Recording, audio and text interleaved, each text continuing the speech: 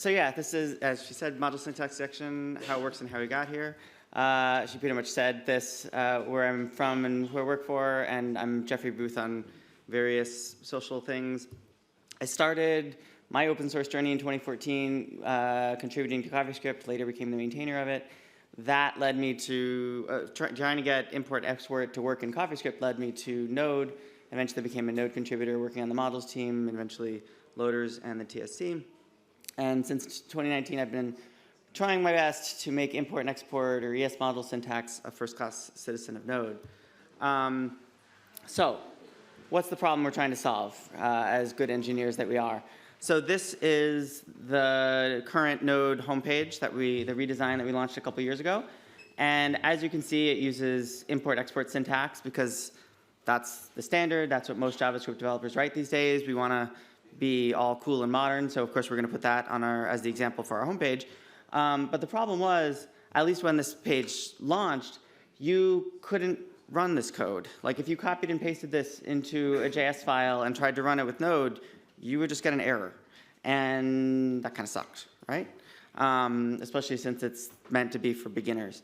Now, we could have put this little disclaimer on the homepage that like, oh yeah, to actually make that example work, by the way, make a package.json file and put type module in it, or save the file with an MJS extension, et cetera, et cetera. But, you know, this doesn't exactly roll off the tongue, and putting this on the homepage probably would have made Node seem like it had a really bad UX, and it would have, you know, it kind of did have a bad UX for this kind of stuff. So that's the problem. So let me back up for a second. How did we get to this point? Brief history of ES module support.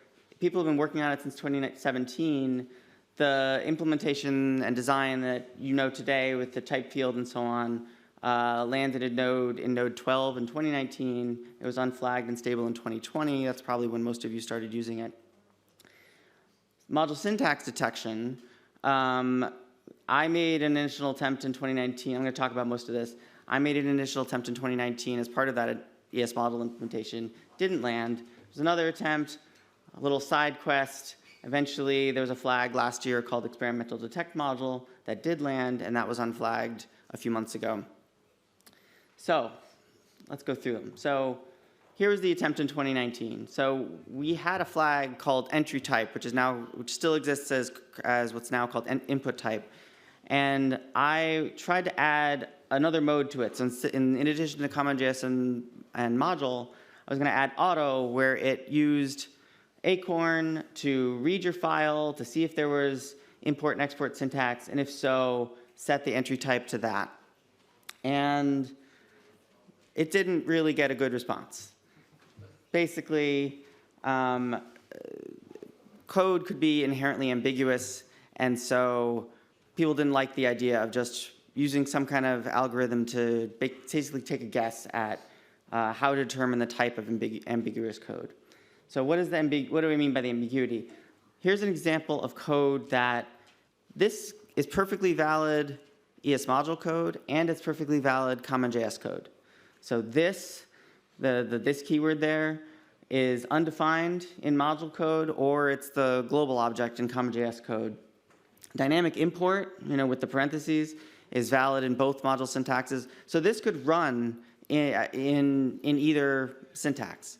So the thought at the time was, well, there is, or something simpler than this, a console log statement could just run in both modes. So the thought at the time was that since this exists, since there is ambiguous code, we just shouldn't guess. Make users define it through the file extension or through the type field. And so just that's how it was.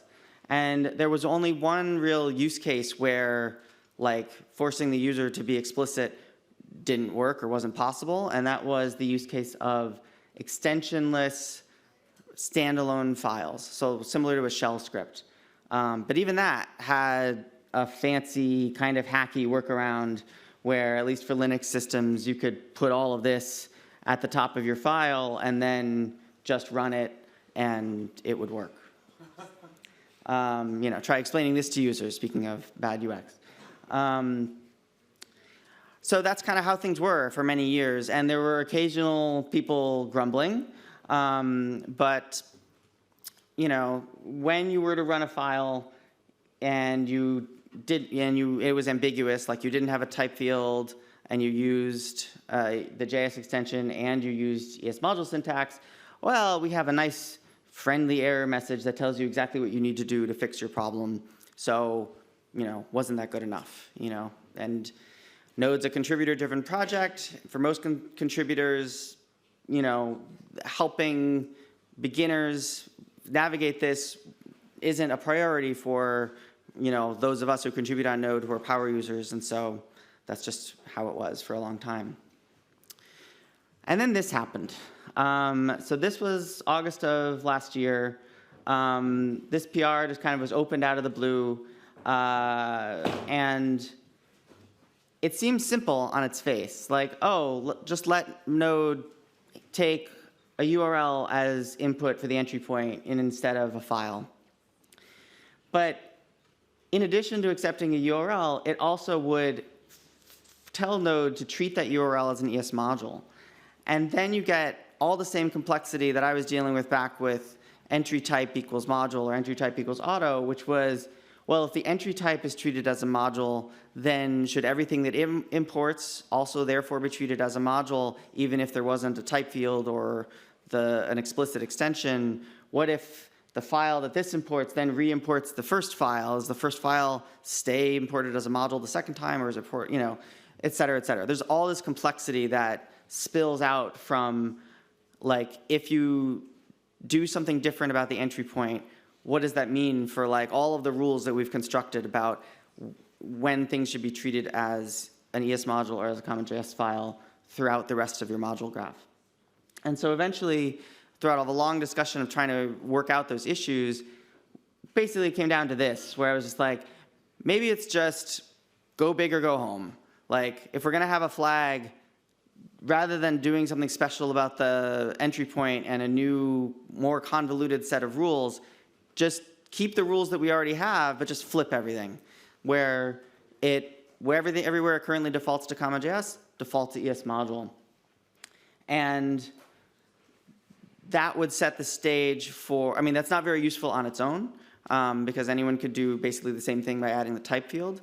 But what it could do would then be a stepping stone to actually flipping the default in Node. So, whereas the default is currently CommonJS, some Semver major change, it could flip to be ES module. So then, the way I usually do these things, I open lots of issues because I don't want to start coding and then have people give me 1,000 comments on a PR. So I open an issue to discuss the basic semantics, all the edge cases like extensionless entry points and packages and Node modules and packages with no type field, and of course what to call this damn thing. So it was 4 issues and 163 comments. But eventually, all the issues got worked out. It was very constructive discussions, and we reached consensus.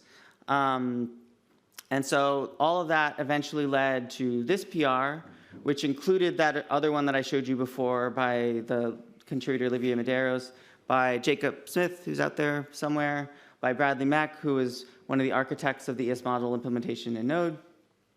And this landed, and it became the experimental default type flag, and show of hands, I bet none of you have ever used it. Oh, 1, okay. So the flag isn't very important on its own, right? Like, it's only there as a way to ease us into bringing Node into the modern era where code is treated as ESM by default, and CommonJS is the one you have to opt into, which is the opposite of before.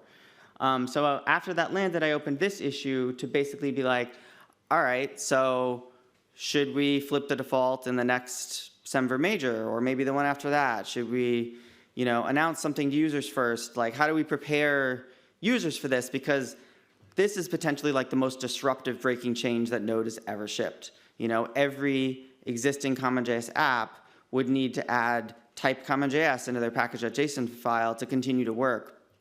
And most users think they're using ESM, but they're really not, because they may be writing import and export syntax, but they're using TSC, which transpiles it to CommonJS, or they're using Webpack, which transpiles it to CommonJS, and they never actually look at the code that Node actually runs, and so they have no idea that they're actually running CommonJS, and so they would be like, why would I be adding a type CommonJS to my package.json? I'm not using CommonJS syntax, et cetera, et cetera. So there were lots of concerns about that, about the fact that even though most JavaScript developers today learn import-export syntax, if you look up like tutorials for Node, they're generally all written for CommonJS because that's what Node's been using for 10 plus years. Anyway, so there were a lot of concerns, and eventually we couldn't reach consensus on should we make this change.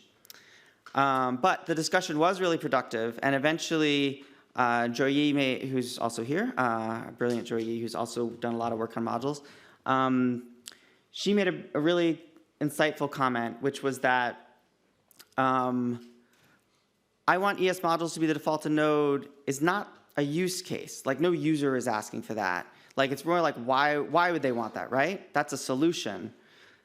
This is the use case, that they're writing syntax that they want to run by default without needing to opt into it. So making ES modules the default in Node is one way to run ES module syntax by default. And we just spent a long effort building default module, kind of assuming that that's the only way to achieve this. But what if it's not the only way? Are there other solutions for this goal? And so that we started thinking about that. And so going back to the 2019 idea, like, okay, I had entry type equals auto. What about default type equals detect module, which basically kind of does the same thing of using the type of the detection on the type of the entry point to determine not just something specific to the entry point and having all the problems that I talked about earlier of treating the entry point separately, but just basically using detection on the entry point to set the type as if the user had put a type field in their package.json. And of course, Joyi made another brilliant observation, which is that my earlier idea of using Acorn would have been really slow, which is also why I was thinking of only doing detection on the entry point, because I figured it would be slow. She pointed out that you can use V8, which is built into the Node runtime and can parse things really fast, a lot faster than a JavaScript library Acorn could. And so we could just ask V8 to parse it and see if it parses successfully as CommonJS, or does it throw a parse error related to ESM. And then Bradley, again, pointed out, why do it on just the entry point? Like, V8's really fast. We use it for every module. You could do it for every file, run detection on every file, and then you avoid all the problems associated with what if the entry point is different from the other files, or how should the rules perpetuate from the entry point? So how does it actually work when it was actually built? So basically, what I'm calling ambiguous JavaScript. So it uses the JS extension. There's no type field. It gets loaded. Node sends it to V8 and tries to run it specifically. Hey, see if you can run this as CommonJS. And if it can't, and if the error specifically is related to ES module syntax, Node asks V8 to try to run it again as an ES module. So V8 doesn't have error codes, speaking of that other presentation yesterday. So we have to match the exact error messages. So these are the error messages that V8 throws for when you're using ES syntax, for import statement, export statement, or if you mention import.meta. Note that dynamic import isn't in here because it's permitted in CommonJS. And of course, there are edge cases. The most prominent is syntax that's valid in an ES module that's not valid in CommonJS. So like this, for example, you can't have a top-level await in a CommonJS file, but you can in ESM. So telling V8 to parse this as CommonJS throws a parse error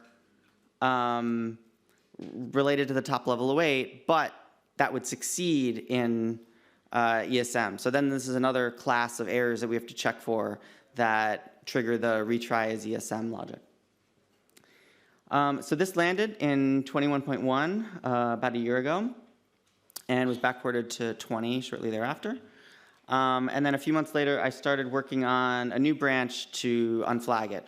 And this was the first time I ran the entire Node test suite against having detection enabled by default, and ran into this weird set of tests that were failing because, telling V8 to run it as CommonJS, catching the exception, and then running it as ESM interfered with exception handling. So in this case, even though I was preserving the stack trace and like rethrowing the error with the original stack trace, Node apparently is adding something where that first line there where it says Webpack and then becomes Node internals, that's like not included in the stack trace. That's just like something that Node adds from V8. And by rethrowing the error, that gets lost, and there's no way to preserve it. So I worked with Mikhail Targos for a while at trying to figure out a way to preserve that in the C++ code. But as we were working on that, meanwhile, Joyi was working on require VSM, which she's going to talk about a few talks after mine, and really did us a solid and moved all of that code into C++, including the stack trace and error handling stuff. And once it's in C++, you have full control over it, and that basically solved this problem. So that was the last bit of it, and then we were able to at least have the branch work to unflag it. Right before we unflagged it, we did some performance benchmarking. And so basically, what was the performance hit? So the key thing to remember is that detection is only run on ambiguous code. Before we unflagged this feature, ambiguous code would error. So this performance hit only applies to code that otherwise would have errored. So all of your code that already ran successfully last year because you have the type field or you use MJS or CJS, all of that still runs just as before with no performance hit at all because nothing has changed for those code paths. Only ambiguous ES module code, so no type field, the JS extension, is 45% slower at the worst and only at load time. So once it's loaded into V8, it runs the same as before. So it's as if you had a 45% slower hard disk. So getting back to when is this going to be the default in Node, how would that really differ from detection being unflagged? Like, would users be able to tell the difference? Other than breaking the world and having everyone need to add type CommonJS to their apps, it's kind of achieved.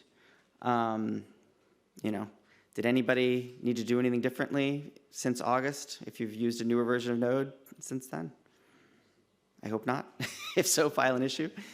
So this is it. The big change happened. I assume none of you noticed. And, this is the best way to make progress, right? We enable a new functionality without breaking anyone and without imposing new burdens on the existing user base. And doing things this way, being so careful about things is, I think, a big reason that Node has been successful. So the lessons from this. So I thought about this as this is almost kind of like a case study in how to land potentially any kind of ambitious change or controversial change. Some things just come in as here's a PR and it's brilliant and no one has any objections and it just lands and things sail through.